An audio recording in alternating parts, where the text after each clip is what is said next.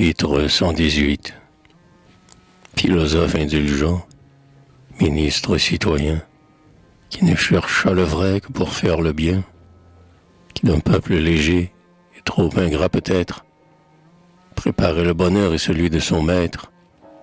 Ce qu'on nomme disgrâce a payé tes bienfaits. Le vrai prix du travail n'est que de vivre en paix. Ainsi que lamoignon, délivré des orages, toi-même rendu, tu n'instruis que les sages. Tu n'as plus à répondre au discours de Paris. Je crois voir à la fois Athènes et Sybaris, transportés dans les murs embellis par la Seine.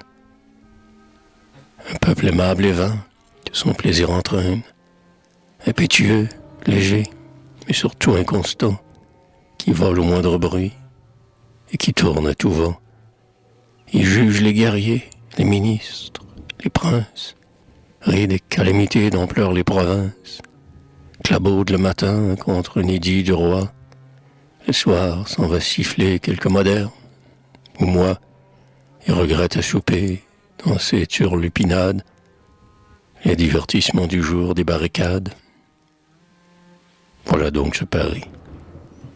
Voilà ces connaisseurs, dont on veut captiver les suffrages trompeurs.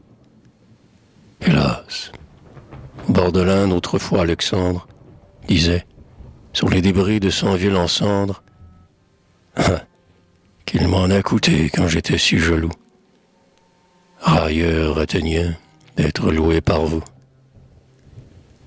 Ton esprit, je le sais, ta profonde sagesse, ta mâle probité n'a point cette faiblesse. À d'éternels travaux tu t'étais dévoué pour servir ton pays, non pour être loué. Caton, dans tous les temps gardant son caractère, mourut pour les Romains sans prétendre leur plaire. La sublime vertu n'a point de vanité.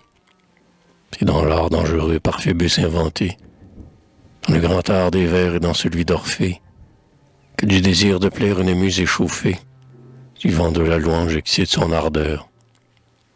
Le plus plat écrivain croit plaire à son lecteur. L'amour-propre a dicté sermons et comédies. L'éloquent Montasé, gourmandant les impies, n'a point été fâché d'être applaudi par eux. Nul mortel, en un mot, devait être ennuyeux. Mais où sont les héros dignes de la mémoire, qui sachent mériter et mépriser la gloire?